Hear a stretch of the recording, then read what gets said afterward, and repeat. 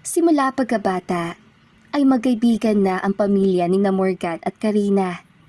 Magkapitbahay ang kanilang magulang, kaya nakasanayan na rin nila ang isa't isa.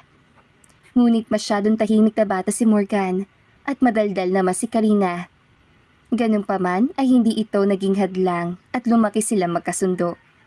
Buong akala ni Karina ay kilala na nito ang kababata. Ngunit nagkamali siya dahil may isang ugali si Morgan na hindi pa niya nalalaman. Ito ay ang pagiging seloso na bata. Morgan, may family gathering mamaya sa bahay ng Tita Lizelle. Birthday daw ni Pao, sabi ni Mami.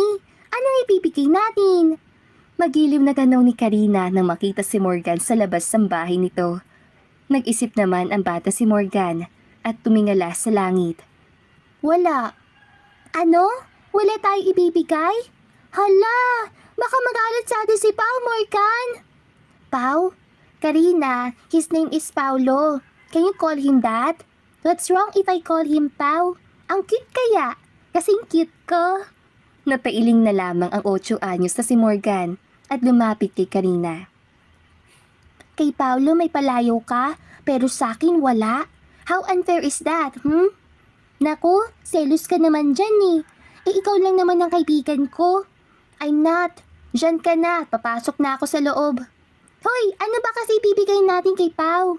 Anything. Di naman siya special para pag-isipan pa. Tumalikod na ang batang si Morgan at pumasok na sa loob ng bahay. Naiwan naman na tulala si Karina at walang nagawa kundi ang pumasok na rin sa loob ng bahay niya. Lumipas ang ilang oras at kanya-kanya na ng bihis ang buong pamilya ni Karina at ganoon din kay Morgan. Sabay pa ang mga ito na lumabas ng bahay at masayang yumakap sa isa't isa. Napailing naman si Morgan at tumingin kay Karina na nakangiti rin sa kanya. Parang mga bata ang magulang natin, ano? Tingin ko, sila ang mga bata at hindi tayo. Tanong ni Karina kay Morgan. Yeah. Tipid na sagot ni Morgan at napatingin sa bitbit na regalo ni Karina. Napansin naman ito ng bata si Karina, kaya mabilis niya itong itinaas. Tadan! Gift ko kay Pao. Actually, kumuha lamang ako ng toys ko sa kwarto at pinabalot ko kay Mami. Ikaw kasi, wala tuloy akong oras para mamili. Whatever. I told you, he is not special at all. Ikaw talaga ang harsh mo. Tara na nga. Sabay na lumabas ang gate ang dalawang bata at tumiretso na sa bahay ng batang si Paulo na hindi lang din kalayuan sa kanila. Namulsa si Morgan habang seryosong naglalakad, habang si Karina naman ay malaki ang ngiti na nasa kanyang tabi. Pagdating ng bahay, ay agad sumalubong ang cute na si Paulo at yumakap pa kay Karina. Naalarma naman si Morgan, ngunit wala itong ginawa. Masayang nag-usap ang dalawang bata hanggang sa tumikim na si Morgan. Ibigay mo na ang regalo mo sa kanya kanina at papasok na tayo sa loob. Oh, yes. Before I forgot, happy birthday, Pao. This gift is for you. Masayang wika ni Karina, sabay abot ng regalo kay Paulo. You're so sweet, Nina. That's why I like you. Walang preno na sagot ng bata na itinatintig ng maayos si Morgan. Yayakap na sana si Karina kay Paulo na biglang pumagit na si Morgan. Let's get inside. Masyado na tayo nagtatagal dito sa labas. Tumawa na lamang ang dalawang bata at nauna pang pumasok sa loob. Napailing muli si Morgan at walang imik na sumunod sa dalawa. Pagpasok sa loob ay masayang nagkukwentuhan ang mga matatanda at nasa gilid lamang si Morgan habang nakabantay kay Karina. I hate this feeling. Para akong gwardya dito na nakabantay sa babaeng yun.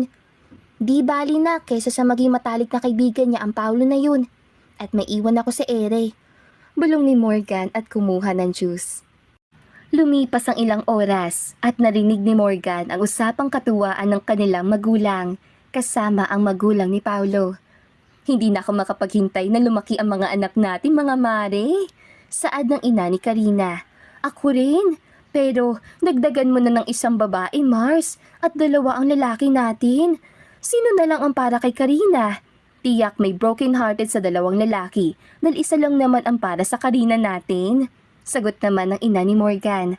Napalunok ang batang si Morgan sa narinig at biglang lumingon sa gawi ni na Karina at Paulo. Parang kinurot ang puso ng batang si Morgan sa nakita. Masayang nag-uusap ang dalawa habang siya ay nasa gilid lamang, nakatingin sa mga ito. Hindi na hinintay ni Morgan ang sagot ng ina ni Karina at bigla na lamang tumayo, sabay lapit sa dalawa. Time's up! Tara na! Saad ni Morgan. Wait, what? Saan tayo pupunta, Morgan? Takang tanong ni Karina. Sa bahay. Nakalimutan mo ata na may usapan tayo ngayon na magmo-movie marathon tayo. Ha? Wala naman ata tayong usapan na.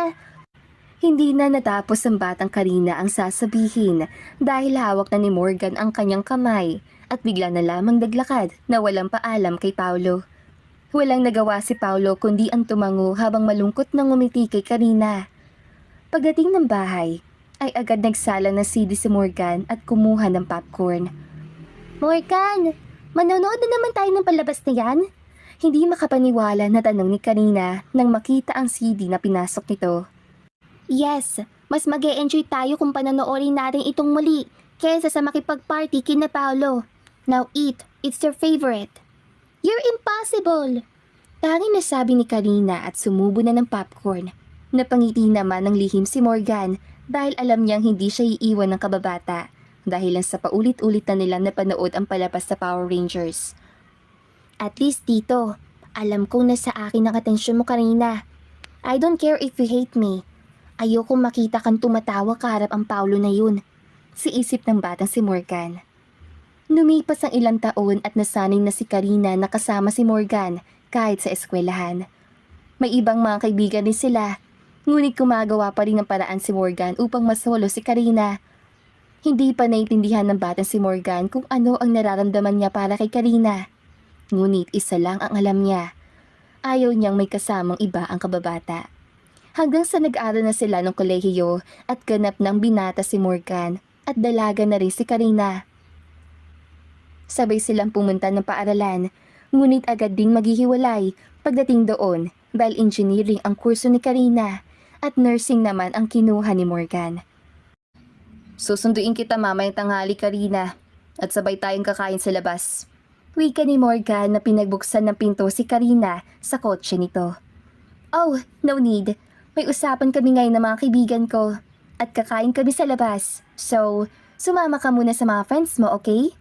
Wika ni Karina habang inaayos ang uniform. What? Nakalimutan mo atang wala akong kaibigan dito sa campus, Karina. Kaklase marami pero hindi ko sila kaibigan. Napatigil naman si Karina at nilibot ang paningin. Naalala niyang siya lang ang kinakausap ng kababata mula noon hanggang ngayon. Morgan, maybe it's time? Alam mo yun, baka oras na para maghanap ka na rin ng ibang kaibigan. Kasi hindi naman lahat ng oras ay kasama mo ko. Hinid sa friends para kung wala ako, may iba kang kausap. I don't want to. Okay na sa akin ang isang kaibigan. Come on, Morgan. Pinagtatabuyan mo na ba ako, Karina? Nagsasawa ka na ba sa pagmumukha ko? What? No, of course not. Bakit mo naman nasabi yan? Hay nako, ewan ko sa'yo. Diyan ka na nga. Basta, hindi ako free mamaya at may usapan kami ni Pao kasama mga kaibigan. Hindi na natapos si Karina ang sasabihin na bigla siyang titigan na malamig ni Morgan. Biglang nag-init ang tenga ni Morgan na marinig ang pangalan ni Pao. Wala siyang ibang naisip kundi ang isa pa nilang kababata na matalik ring kaibigan ni Karina. Are you serious? Iiwan mo ko dahil lang kay Paulo at sa iba mo pang kaibigan? Kalma, ngunit malamig na tanong ni Morgan. Tila hindi naman makapaniwala si Karina at tumingala upang ikalma ang sarili. You know what, Morgan? Stop acting like you're my boyfriend. Dahil hindi mo ko nobya. I have the right to be with someone else dahil hindi mo ko pag-aari. Alam mo minsan, nakakaumay na rin kasi ang bubumukha mo eh.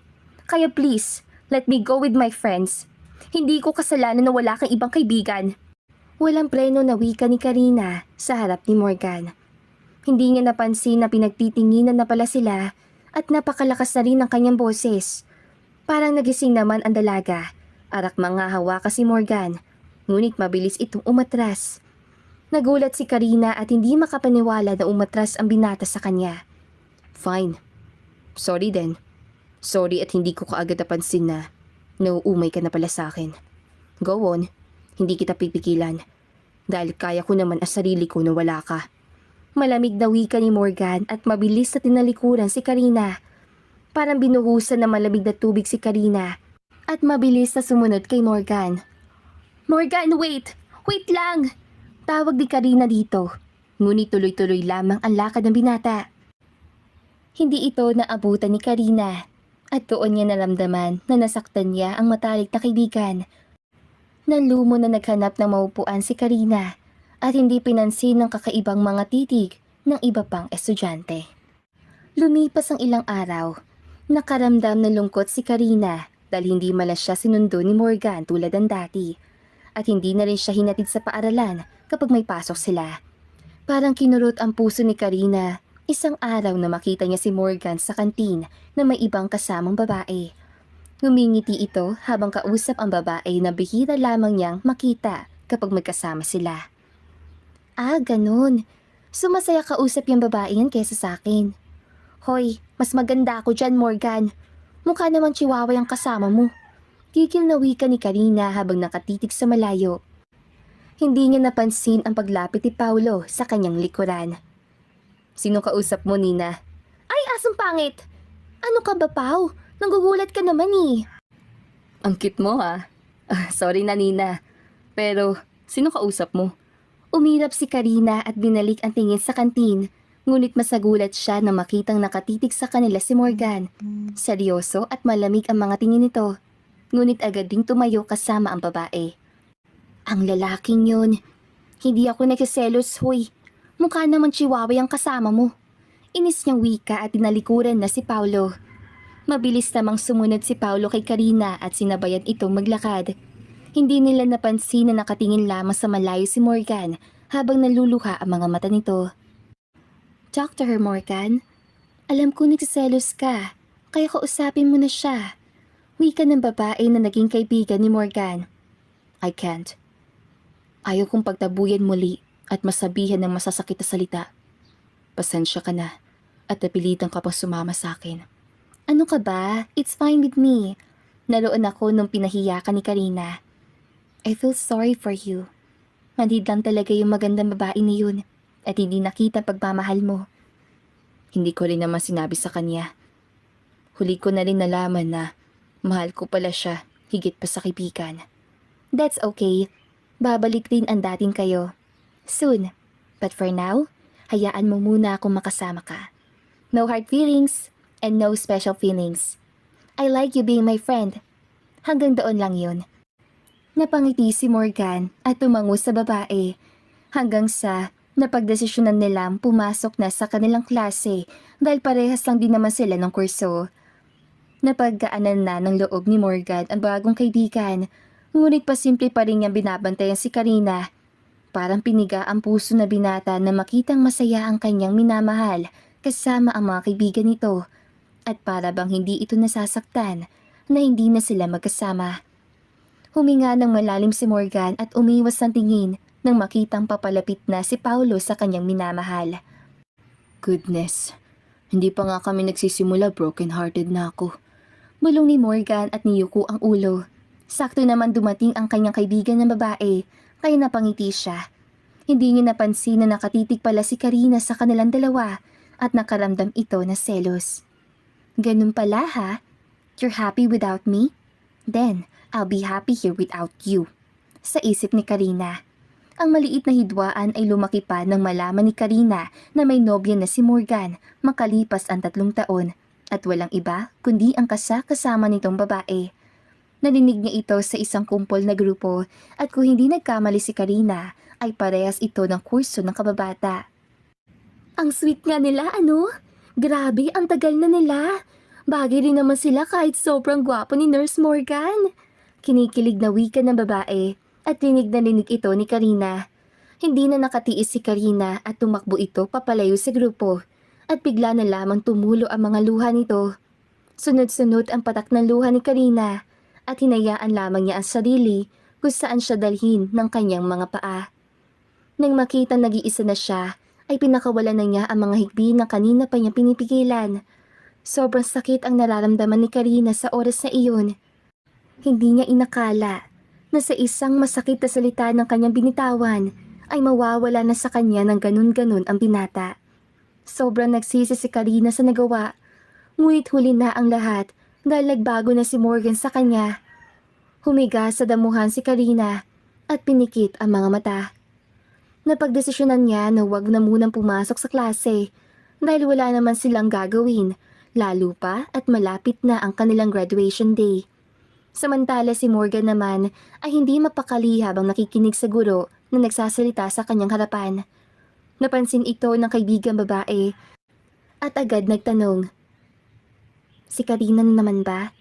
Bulong ng babae, "Yes, hindi ko siya nakita mula kanina. Ikaw ba nakita mo?" "No, nasa library ako eh. Baka umuwi na?" "I don't think so. Bihira lamang umuwi si Karina kahit wala siyang klase. Baka may nangyaring na masama sa kanya." Tumawa naman na mahina ang babae at tinapik sa braso si Morgan. "Relax, will you? Okay lang ang baby mo, ano ka ba? Ikaw kasi, bakit hindi ka pa nakipagbati sa kanya? Ilang taon na rin ang nakalipas mula nang masabihan kanya na masakit na salita." "I know. Pero plano ko kasi makipagbati sa kanya after ng graduation natin. Mahinanda na party ang magulang namin." "Ganun naman pala. She's okay, Morgan. Focus na lang tayo kay ma'am, okay? Tulungan kita mamaya sa paghanap sa kanya." "Thank you, Sally. The best ka talaga." "Of course. Kaibigan mo ko." Gumaan ang pakiramdam ni Morgan matapos sila mag-usap ng kaibigan. Ngunit may parte pa rin sa kanyang puso na nag-aalala dahil ilang oras na niyang hindi nakita si Karina kahit sa malayo man lang. Gabi na magising si Karina habang nakaidlip sa damuhan.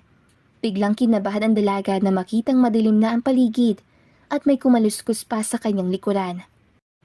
"Goodness, wag naman sana. Hindi ko pa nakausap si Morgan. Wag naman sanang..." Hindi na natapos si Karina ang sasabihin dahil bigla na lamang tumalon ang palakas sa kanyang likuran. Nagsisigaw si Karina sa gulat at takot at agad naman siyang tumakbo papalayo. Nakahinga na malamig ang dalaga nang makakita ng ilaw at sakto namang naaninag niya ang lalaking pinakamamahal. Si Morgan, kasama nito ang babae na alam niyang nobya nito. Parang nanuot ang lalamunan ni Karina at biglang tumalikod. Ngunit huli na ang lahat dahil nakita na pala siya ni Morgan. "Karina, what are you doing here?" Bakas sa pag-aalala ang boses ng lalaki. Ngunit hindi ito napansin ni Karina dahil naunahan na siya ng panibugho. "Bakit? Wala ba akong karapatan na maglakad dito? Tapos kayong dalawa meron? For your information, dito rin ako nag-aaral." Slick ang wika ni Karina at inirapan si Morgan. Tumawa naman na mahina ang babaeng kasama ni Morgan kaya tinignan ito ng masama ni Karina. "I told you, Morgan, she's fine. Masyado ka lang praning." Bulong ng babae na hindi narinig ni Karina. "Oh goodness, kailangan niyo pa talaga ipakita sa akin na sweet kayo? Hello, earth on this two lovely couple." Nairita pang wika ni Karina. Nagulat naman ang dalawa at tila hindi makapaniwala sa narinig. "Wait, what?" Tanong ni Morgan kay Karina. "Wait, what? That's my line, Morgan. Hay nako, dyan na nga kayo." Panggagaya ni Karina at mabilis na naglakad palabas ng campus. Tulala lamang si Morgan at bumulagta naman ang tawa ang kasama nitong babae. "Paano ba yan, Morgan? Mukhang may nakalap atang maling impormasyon ng baby loves mo. Nagsaselos eh." "You think so? Nagsaselos siya?" "Hello, Earth to Morgan. Hindi mo ba nakitang expression niya? She's jealous, my friend. Meaning may nararamdaman din siya sa'yo." Masayang saad ng babae. "Teka, totoo ba yan, Sally? Baka guni-guni mo lang yan, ha?" Tulala lamang si Morgan na para bang hindi makapaniwala sa narinig. "I'm a girl, Morgan. Alam ko kung kailan nagkakagusto ang isang babae sa isang lalaki. So alam mo na, ha?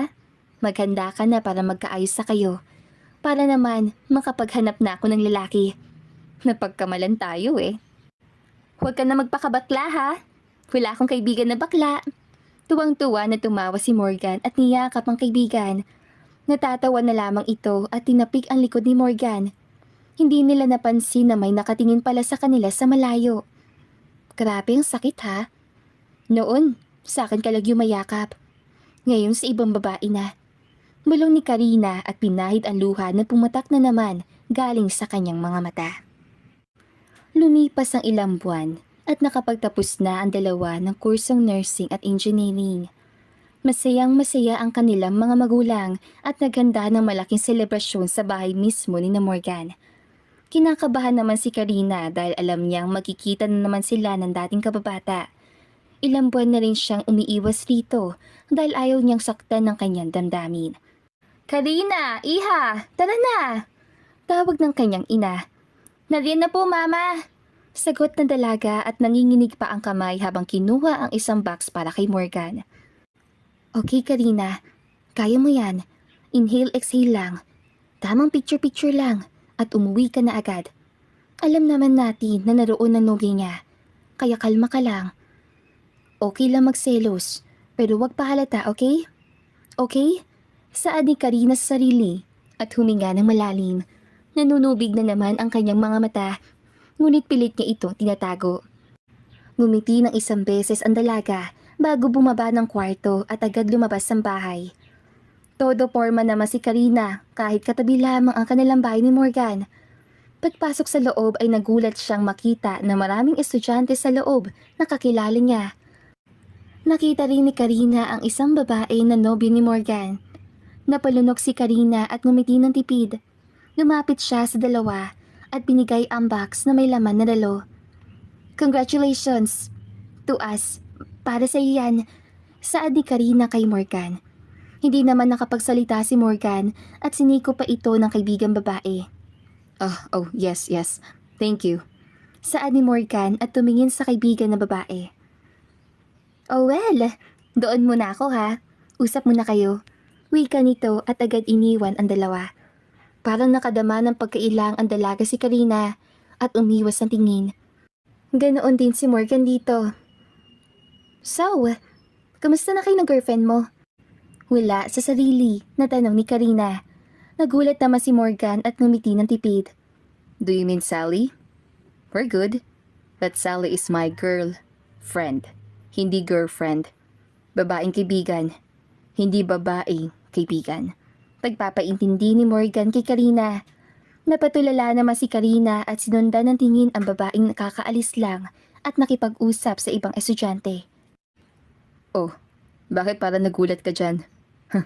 Do you really think Sally is my girlfriend? Natatawang tanong ni Morgan na kinailing ni Karina.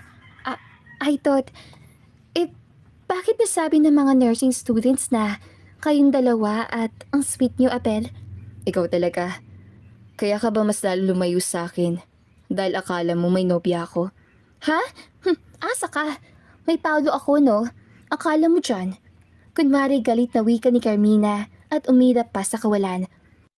Parang kinurot ang puso ni Morgan at malungkot na ngumiti. I know. Kahit hindi masabihin, ay alam ko may namamagitan na sa inyo. Congratulations then, and good luck. Naalarma naman si Karina dahil sa malungkot na boses ni Morgan at akma itong aalis sa kanyang harapan. Wait, ano? Tigil ni Karina dito. Yes? May sasabihin ka pa sa akin?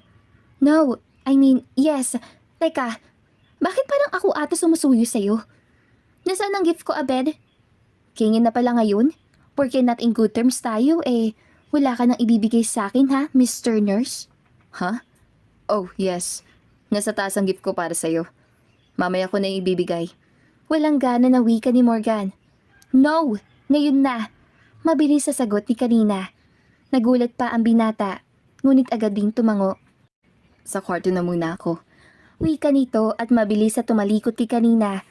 Mabilis sa masumunod si Karina at napangiti na lamang ang mga magulang nila dahil sa nakita. Maya-maya pa ay pumasok na si Morgan sa kanyang kwarto. At naggulat pa ito na makitang nasa likod niya si Karina. What are you doing here? Bakit? I used to enter your room naman na. Don't tell me nagbago ka na, Morgan. Akala ko ba hindi mo girlfriend? Hindi na natapos si Karina ang sasabihin dahil bigla na lang siyang hinalikan ni Morgan sa labi. Nalaki ang kanilang mga mata na may tindihan ang nangyari. You just kissed me? Tulalang tanong ni Karina. Pulang-pula naman ang mukha ni Morgan at naalala niya ang sinabi ni Sally sa kanya. Huwag ka magpakabakla ha. Wala akong kaibigan na bakla. Pag-eeko sa isip ni Morgan at tumindig na maayos. Yes, I just kiss you. Dahil masyado ka na mataldal. Pero hindi mo ako nobya. Then, liligawan kita para maging nobya ko. Wala akong pakialam kung second optional mo ko at boyfriend mo rin si Paulo. Matira matibay. What the? Seryoso ka ba dyan, Morgan? Hindi ka nagpapatawa? Natatawan tanong ni Karina at nagulat na lamang siya nang biglang lumapit sa kanya si Morgan. Napaatras naman si Karina hanggang sa mawalan na siya ng espasyo. I'm just kidding around, Morgan. Sorry na. Utal na wika ni Karina. Then hindi ako nagbibiro, Karina. I really love you. Higit pa sa kaibigan. Sobrang nagsaselos ako doon pa kay Paolo dahil pinapasaya ka niya. Na masaya ka sa kanya. Na nauumay ka na sa mukha ko at kay Paolo hindi. Pero ganun pa man, wala akong pakialam. I love you from the bottom of my heart, Karina. Hindi nakasagot si Karina dahil sobrang lapitan ng mukha ni Morgan sa kanyang muka. Morgan, tanging nasabi ni Karina dahil tuluyan na sinakop ni Morgan ang kanyang mga labi. Sabay na pumikit ang kanilang mga mata at dahan-dahan na yumakap si Karina dito. Parang lumipad sa ulap ang kanilang mga damdamin sa oras na iyon. Parehas silang unang halikang isa't isa. Parang nawala lahat ng lungkot na nararamdaman nila. At ang mga sakit na nakatanim sa kanilang puso. Unti-unting bumaba ang halik ni Morgan sa leeg ni Karina. At napaliyad naman ito kaagad. Morgan, nasa baba ang magulang natin. Baka hinahanap na nila tayo. Nahihirapan na wika ni Karina dahil nagiinit na ang kanilang mga katawan. Let them wait. Ang tagal ko naghintay para makasama ka. Please stay with me. Goodness, Morgan, this is bad. I know, baby. Pero wala ka na magagawa dahil pagkatapos ito ay pananagutan kita. Hindi na nakapagsalita si Karina dahil sinakop ng muli ni Morgan ang kanyang maninipis na labi. If this is the only way, Morgan, then I will give my whole self to you. Ayoko mapunta ka sa ibang babae. Sa isip ni Karina at sinabayan na rin ang halik ng binata. Unti-unting hiniga ni Morgan si Karina sa kanyang malambot na kama at dahan-dahan na hinubad ang sexing damit ito. Goodness, babe. Sobrang laki na pinagbago mo. From little girl into fine lady. Hindi ako papayag na mapunta ka kay Paulo, Karina. Dahil sa akin ka lang.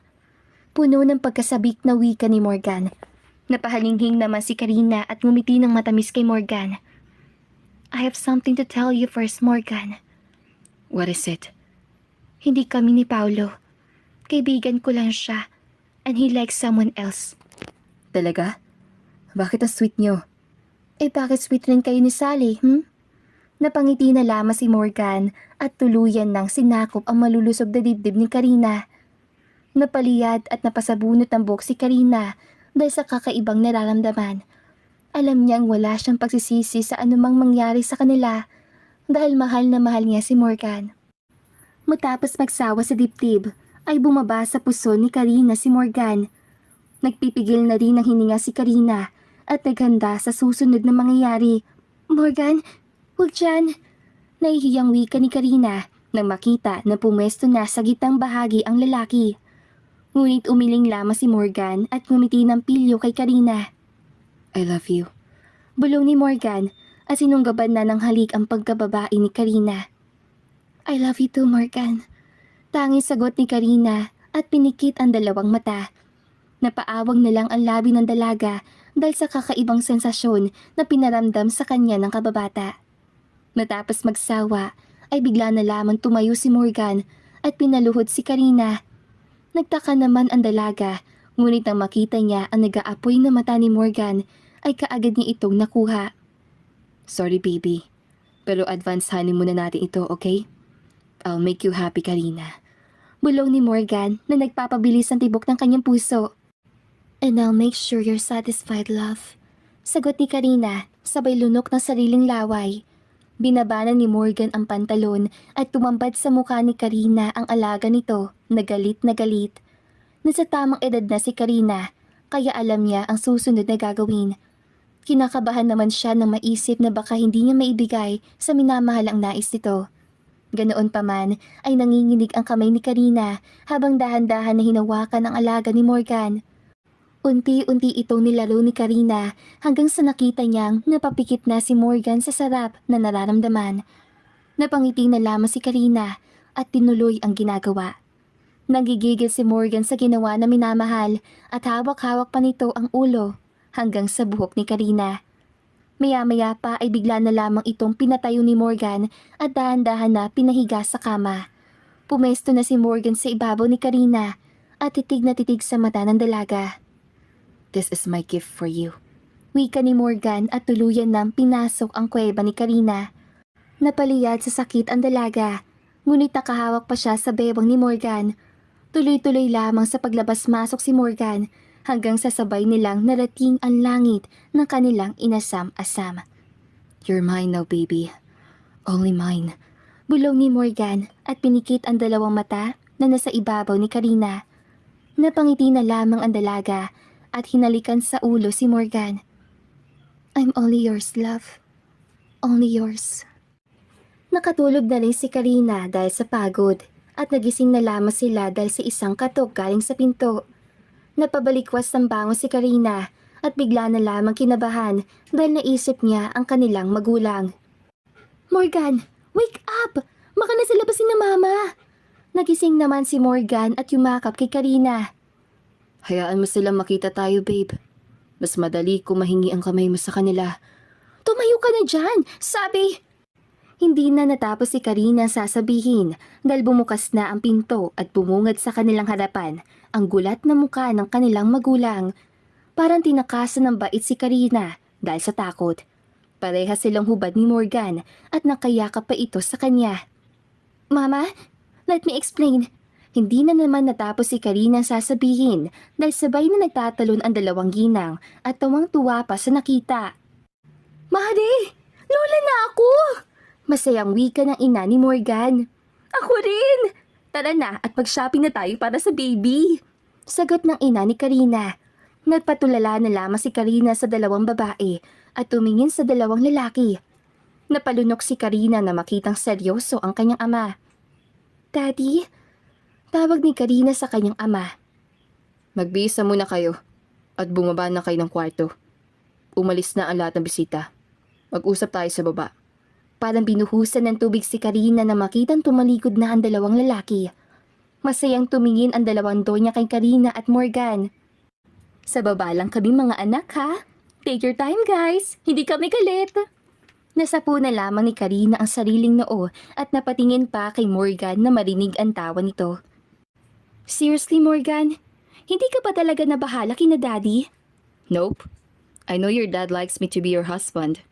Ang mali ko lang ay hindi ako nagpigil." "Parehas nating ginustong nangyari, Morgan." "Yes, kaya kumalma ka na dyan, okay? Sabay na tayo maligo." "Ha?